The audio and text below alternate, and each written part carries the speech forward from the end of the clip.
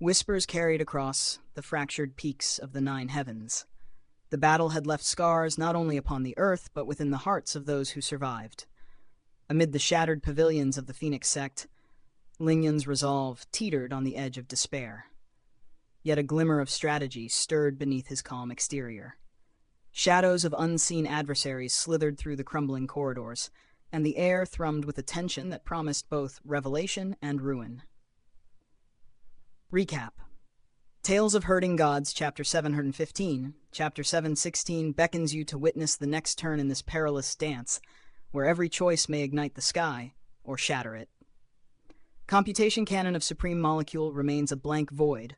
Only through the efforts of countless masters of algebra might one discern a high-level truth hidden within. Its secrets are not for the faint of heart, Xu Shenghua murmured, his eyes reflecting the weight of profound calculation. Magnetism divine art is simpler by comparison, Jingyan replied with a calm certainty. Cult Master Qin has already inscribed several foundational equations for our use. We must extend these equations, deriving the basic runes of the magnetism divine art. Once the runes are complete, the skeleton of this sacred system shall be revealed. Xu Shenghua and Jingyan contemplated together. I intend to found the High Heavens Academy, yet High Heavens itself remains beyond my grasp. Establishing the Academy is imperative. Without it, High Heavens will hold no sway in the future of eternal peace. Jingyan, what say you? Jingyan's gaze was steady. West Earth has yet to raise its own academy. Why not recruit talents from there? The land is deep-rooted with families of learning. If you establish the High Heavens Academy free of sectarian bias, the true Heaven Palace Master will surely lend aid. In aiding you, she fractures the power of West Earth's influential families. Xu Shenghua's brow lifted. Jingyan continued. West Earth bows to Cult Master Qin. To erect the academy there, we must invite him as Chancellor. With his prestige and true Heaven Palace Master's backing, nothing can hinder us. Once the academy rises, you may strike at High Heavens, cleansing its remnants of celestial followers.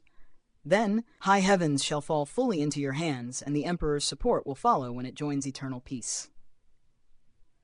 A spark of triumph lit Xu Shenghua's eyes.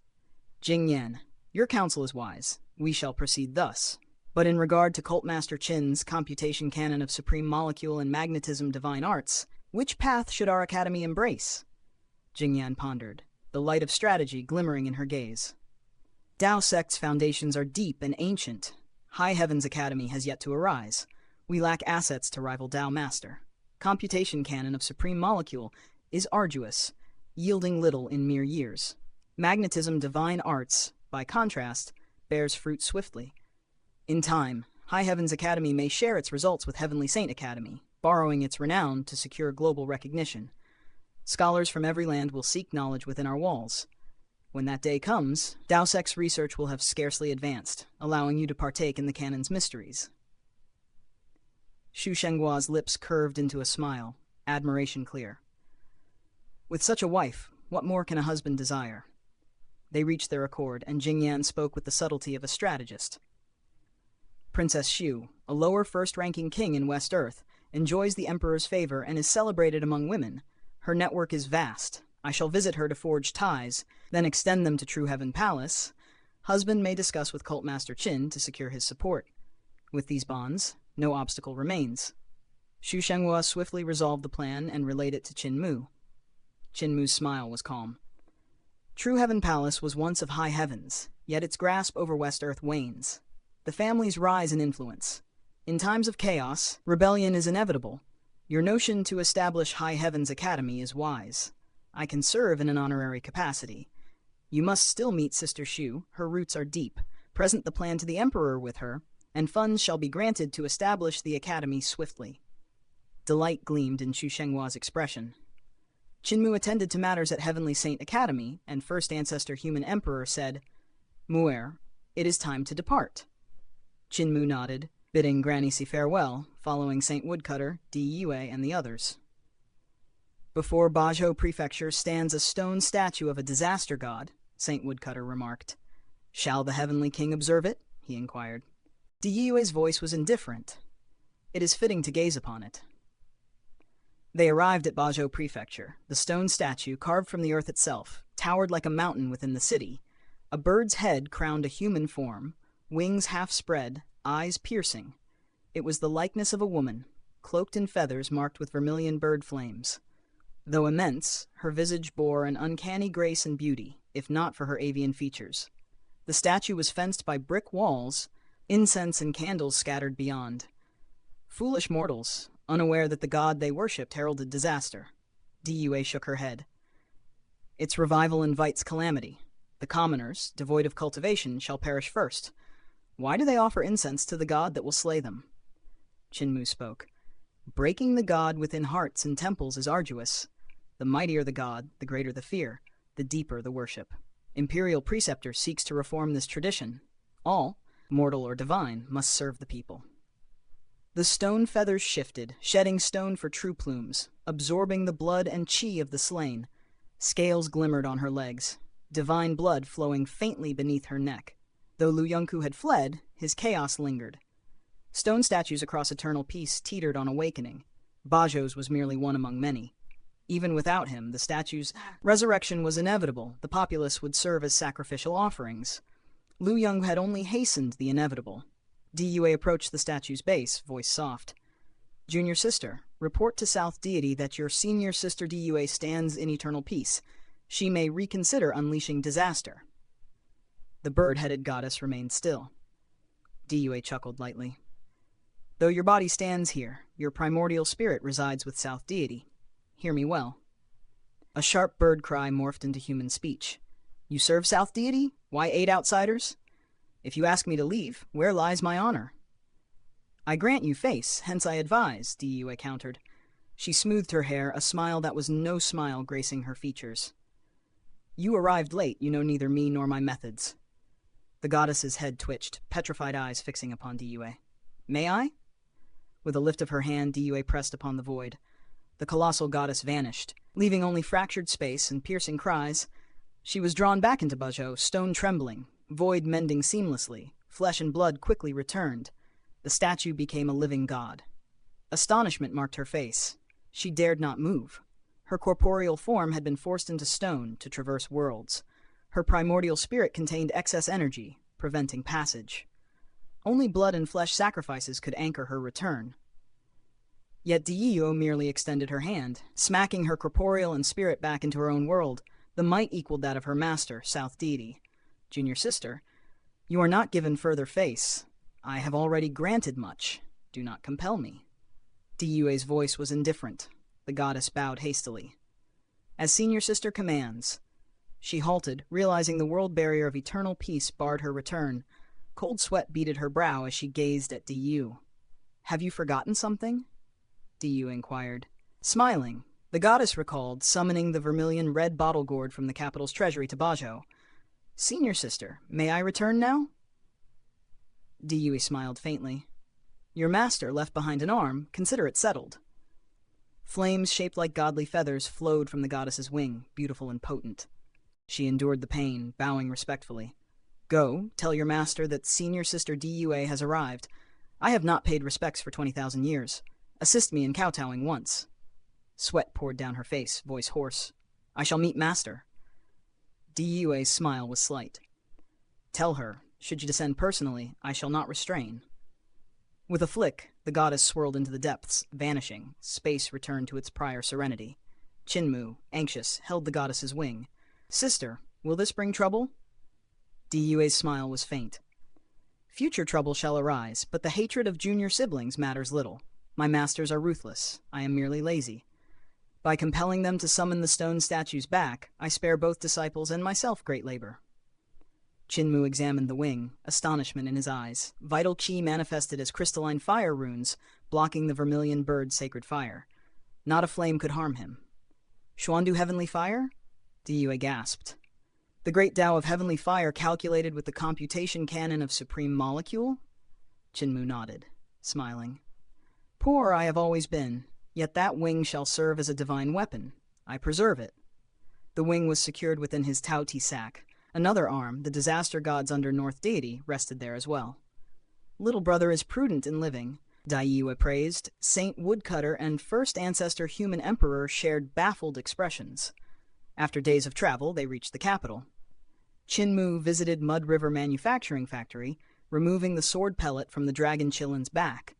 The machinery hammered it diligently. As the largest factory, it was suited to refining a sword pellet of mountain size. Reports arrived. All stone statues vanished overnight. The treasury erupted, divine weapons gone. The calamity dissipated silently. Saint Woodcutter watched Chinmu's arrangements with a smile. Now we may meet Imperial Preceptor and Emperor Yanfeng. Chinmu and his companions arrived at the stately manor of the Imperial Preceptor, yet the hall stood empty. The Preceptor's lady, engaged in teaching her young child, hastily led the little one forth. My husband has gone to meet his majesty, and he has yet to return for many days. Yunjan, come greet your godfather. The child, no more than 3 or 4 winters old, chirped in a tender voice, calling Chinmu, Godfather. A flush crept over Chinmu's face. Sister-in-law, I have yet to wed. How can I assume the role of godfather? The Imperial Preceptor's wife smiled gently. When Yunjan first drew breath, he already acknowledged you as his godfather. Does the cult master now deny this bond? Pondering, Chinmu drew forth a vast wing from his touty sack. From it he plucked a flaming feather. This is a plume of the vermilion bird, a creature whose might reaches the god execution stage. Let Yunjan toy with it. The wing itself is too immense and perilous, but this feather is light. Wait, I shall suppress its sacred fire first. With the runes of the great Tao of heavenly fire, he sealed the vermilion bird's sacred fire. Only then did he hand the 3-foot-long feather to the boy. With a swing toward the stone lion by the door, a searing beam of fire bisected the statue. The lady, aghast, snatched the feather away. You shall play with this when you are older. Chinmu then led Woodcutter, Diyue, and First Ancestor to the Imperial Palace.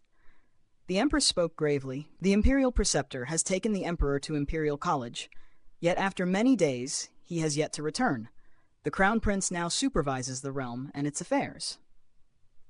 Their path led them to Imperial College, where Ling Yun shook his head. Neither His Majesty nor the Imperial Preceptor remain. They convened scholars to forge sun ships and moon ships, then escorted many to the factories in River Tomb. The Emperor himself followed.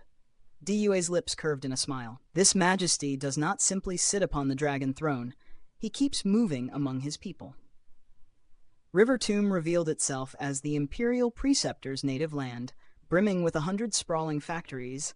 Before they could find Emperor Yanfeng and the Preceptor, massive ships roamed the waterways, ferrying intricate parts toward the grandest of the factories.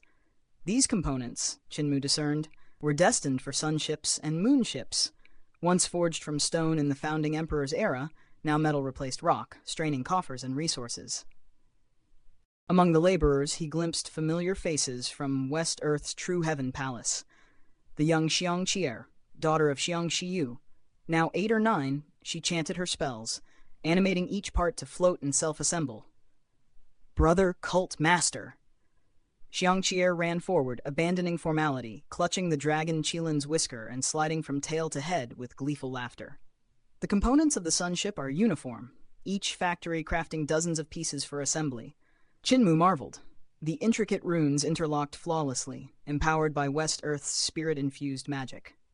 This method enables mass production of sun ships and moon ships, he exclaimed. Though Saint Woodcutter had designed these ships, the intricate founding Emperor-era models required immense effort. Now, the factories in River Tomb sped creation beyond imagination. Finally, they found the Imperial Preceptor and Emperor Yanfeng asleep amid the factory. Earth Traveler artisans scurried, and diminutive godfolk flitted about components. Seeking the country bumpkin emperor? Boomed Madame Tu, stroking her beard. Behold, they lie there like corpses. Indeed, the pair lay sprawled, faces grimy and beards unkempt, the preceptor's feet upon the emperor, who clutched a leg in slumber. Officials and scholars slept in corners, the din of industry undisturbing their rest. Dayue's eyes shone with understanding. Now I see why Big Heavenly Teacher esteems them. Such an emperor, such a preceptor, true leaders of reform. Saint Woodcutter smiled. Should I awaken them? No need. Even gods require respite after tireless endeavor, she replied. This imperial preceptor attends personally to reforms far beyond others' reach. Saint Woodcutter's eyes grew distant. Once, during calamity, I commanded from afar. My armies crumbled, and I realized my distance from both people and battlefield led to defeat. Prince Qin Wu, despite desertion and chaos, bore responsibility, shielding the people with his life. Eternal peace exists today due to him. First ancestor human emperor blinked in silent astonishment. Saint Woodcutter continued, voice softened. Though he bore depression and guilt, he has emerged stronger. Even now he has surpassed me in deeds. Dua smiled. Let us not disturb them further. Come. They exited the factory. Xiangqie resumed her diligent labor and with deft gestures completed a colossal ship. She tapped the white tiger bead and the land vessel rose, the earth trembling beneath its birth. Awakened, Emperor Yanfeng and the imperial preceptor emerged, embracing with laughter and tears.